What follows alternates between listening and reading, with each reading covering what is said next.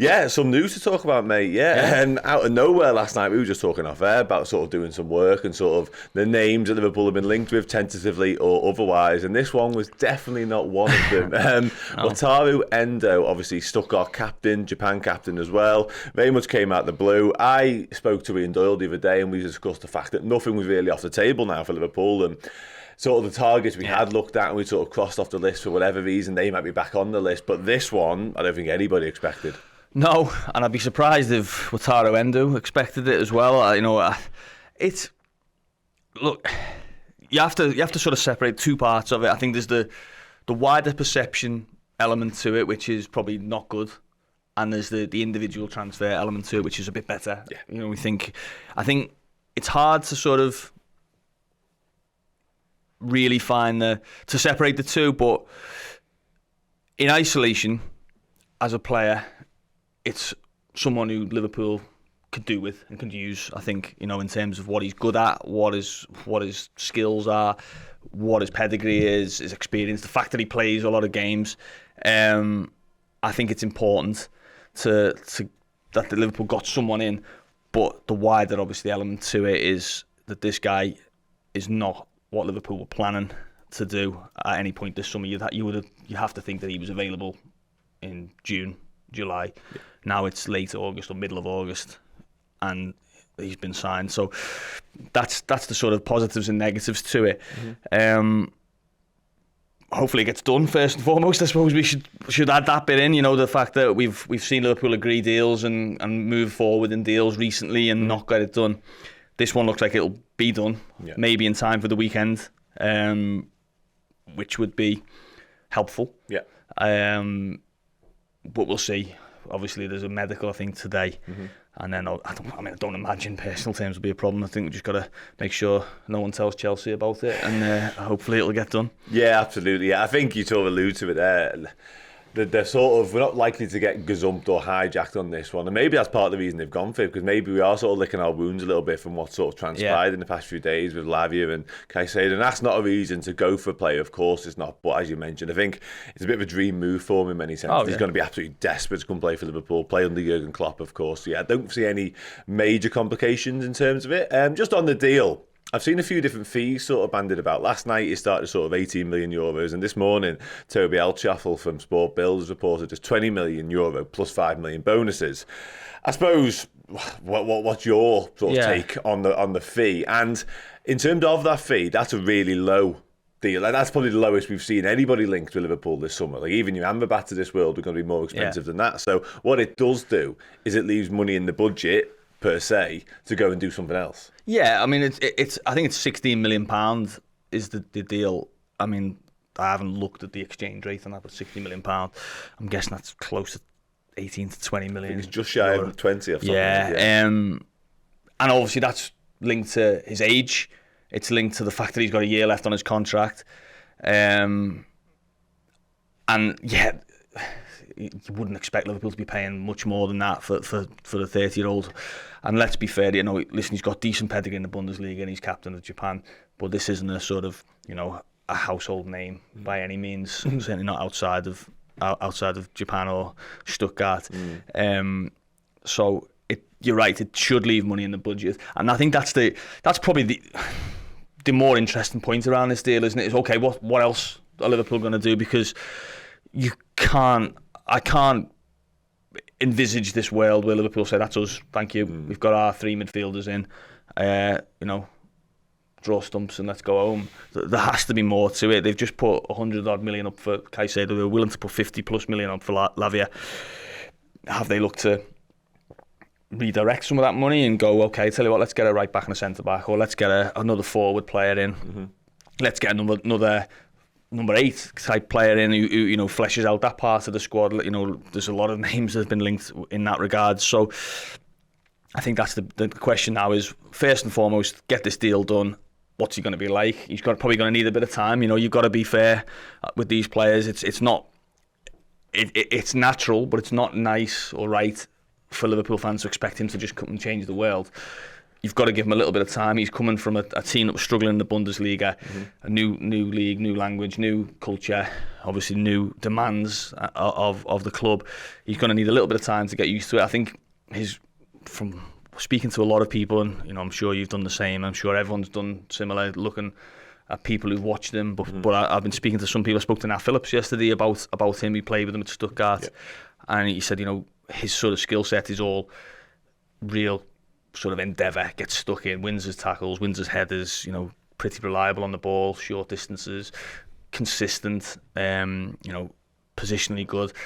He'll still have to adapt to a little bit of the nuances of Liverpool's play, but you would hope that those skills transfer quite easily into the Premier League. You know when to tackle, you know when to head, but just in terms of getting up to top speed, or settling into a real role within the team, if indeed he goes straight into the team, might take him a few weeks, a month or so. And I think it's important to be patient with him, but I think it's important from Liverpool's perspective that this is followed up with some more good business, really. Yeah, definitely. But like I say, I think it was important that we got something over the line pretty sharply, because it does ease the panic amongst the fan base somewhat. And I know that does it? Well, yeah, there'll be naysayers out there who, because they've never heard of him, because he's not that marquee signing or that household name, we don't see him week in, week out, obviously, there will be still people saying, well, I don't really care, who is he, whatever. Yeah. But what it does do is it does sort of fill a void and plug a gap, and I want to touch on that in a second. And just in terms of adaptation, I guess his experience, he played in Belgium, like we touched on earlier, obviously spent a lot of his early career in Japan, done a few years in the Bundesliga now, and he is 30, so he's got a wealth of football, and I think he's got 50 Japan caps. So in terms of his experience, he's not learning on the job, essentially. He's learning the Premier League, but he knows what football is all about by now. Yeah, and also, we've talked on this show quite regularly about what Liverpool's, not necessarily what player Liverpool get, but what strategy they go for, what type of player. And, he's obviously a different player to Lavia, for example, not just in his age and his experience, but type of player. Really, Lavia is more of a on the ball type of holding player, isn't he? Clearly his strengths lie in that area rather than maybe there being a destroyer. Endo, from all the footage, all the stats, all the attributes that you read for him, he's a holding midfielder who does defensive work, isn't he? First and foremost.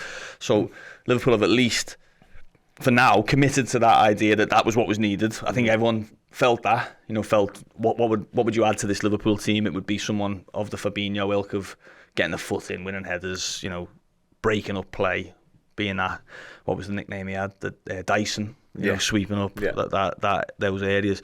So they've committed to that, that's a step forward, isn't it? We're not sort of sitting here going, are they going to put Curtis Jones in there? Are they going to put Trent in? Are they going to do that? Are they going to try and sort of wing it with McAllister? There's that option now, is there. His experience, I think, shouldn't be underestimated. I think the fact that, he's a senior player coming in, isn't he? He's not a project. He's probably not, he's not someone who, you're going to, like I say, expect to change everything about the way Liverpool play, but he come in and he's played in the World Cup. Japan, their game against Germany was one of the best games of the World Cup. I remember watching it. I remember covering that for Goal, and it was Matoma and Kamada and a few others who really. What I remember about that game was that they swarmed over Germany in the second half. They absolutely sort of couldn't live with them, could they? They got a grip of them, didn't they? And really sort of overwhelmed them physically and with energy. So if he's playing a team that's capable of doing that, then that's a good sign as well. Of course, Stuttgart, they've not been a great Bundesliga side. They've narrowly, I think, avoided relegation last year, so he's obviously had a lot of work to do defensively in that sense. But there's, it's good signs that he's worn the armband for his club, his country. As I say, the tributes from Bundesliga watchers, and saw Jan Agerfjordhoff, there's Kevin Hatchard, who's a Bundesliga commentator, a few others. Chris Williams, I think, gave good feedback on him. Let's hope he can bring that over here, and as I say, let's hope Liverpool can get something else on the back of that, and whether that's another midfield player, whether that's a centre back, whether that's a forward, or that kind of signing, we'll see. But let's just hope it's not the last of Liverpool's business. No, it can't be. It absolutely can't be. Yeah, it'll come on to sort of what happens next in a moment. But Kevin Hatchie on the red, of course, as well, I should say. So we'll have. Is that right? Yeah, I didn't know that. Yeah. Did you not know? Yeah, no, I didn't know. I've spoken to Kevin a few times. Hides it well. Yeah, he did well. He hid it well until he wore an Ian Rush shirt the last time I spoke to him. No, he doesn't hide it well then, no. He literally had like a Rush 9 top on. Okay. And that was the first time. And I didn't know before that, to be fair, because he had the top on. And then while we were talking, I can't remember who was about now. Obviously somebody was signed. Might have been Soboslai. And he said during it, so I'm a Liverpool fan. And I was like, oh, okay. Yeah, that makes sense. Anyway, yeah. So finally, before we move on to who we might go for next. We've spoken a bit about sort of what he might bring in terms of his playing style and what he might offer in terms of fitting into the squad. But I want to touch on sort of what we've lost in terms of leadership. And we've already spoken about his experience, the fact that he's a captain. And I think Klopp's referenced this a couple of times in terms of trying to replace the Milners of this world in the squad and what he does. And of course, Henderson, something you said off air was quite interesting in terms of the fee being very similar to what we obviously sold Henderson for eventually. Do you see that in him? Do you see that sort of... Because a lot of what I've seen, as well as being really sort of complimentary about his playing style and what he can offer on the pitch, is just how great a person he is. Yeah. Think we've gone for that a bit as well? Well, you would hope so. I mean, I can't profess to know him. I know he's known. I saw a comment on my Substack which said he's known as Endo Legendino or something like that. Is it? Something along those lines. I might have got that wrong. Check my Substack for the comment. But by Stuttgart fans, he's sort of a real fans' favourite. I think, to be honest, what I would say more in terms of replacing Henderson and Milner is, if it seems like he's very consistent, and it feels like he's someone who he doesn't miss many games for a start. I'm guessing, that's well, I'm not guessing. It has come into Liverpool's thinking that it's not a case of you could take some gambles. Let's just pick a player, Calvin Phillips, for example. I don't think Calvin Phillips is a bad player whatsoever, but if you buy him, you're potentially buying a problem because he might miss games, and his history tells you he misses games. Tyler Adams, another one, who's been linked with the move recently, not to Liverpool necessarily, but to a Premier League club. They're very good players potentially, but they're also potentially expensive assets that are going to be on the treatment table. At least with Endo, the sort of the tea leaves or the history tells you that he's going to be available. His style feels and sounds and looks selfless, so it's for the team. It's not, he's not coming in sort of with this any airs and graces. The fact that he obviously, I'm pretty sure he never envisaged that he'd be moving to Liverpool this summer. There's a hunger there, to prove himself. And like you say, we talk about Henderson. He was 33. We're replacing him with a 30-year-old for roughly the same money. I think it'll probably work out identical almost with the wages saved versus the transfer fee paid. It's not the worst thing in the world, is it? I think he's also played centre back occasionally. Yeah, he's right back once or twice. Yeah, I don't envisage, just the size. I don't envisage him playing centre back for Liverpool. He's 5'10". Yeah. I know he's really good in the air apparently, but I don't think he's been signed to play centre back. But it's nice to have that maybe as an in-game option if you're chasing a game or you're trying to hold on for the extra 15 minutes at the end of a game. But I think if you're getting the perception I get, and this is, no one said this to me, but this is the perception you get from all the sort of tributes, is sort of a solid pro. And there's nothing wrong with getting a solid pro in from time to time. Obviously, Liverpool need a bit more than solid pros at this moment, and they've bought more than solid pros in McAllister and Soboslai, and hopefully there's one or two more of those to come.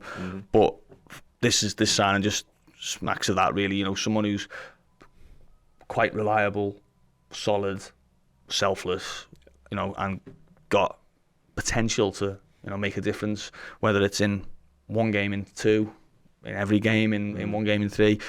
Just someone who's going to boost the squad at the very least. Hey everyone, I hope you've enjoyed that section of my conversation with the brilliant Neil Jones. If you want to watch or listen to the show in full, head to redmenplus.com, sign up as a captain or a legend. You'll get that plus all the other amazing content that we do day in, day out here at the Redmen TV. Thank you so much for watching. The new season is here. Come and join us over on redmenplus.com for fantastic shows, pre and post-match content, journalistic insights into all Liverpool's transfer business, documentaries, interviews, features and more. Head to redmenplus.com, sign up today and fill your boots with Boss Liverpool content.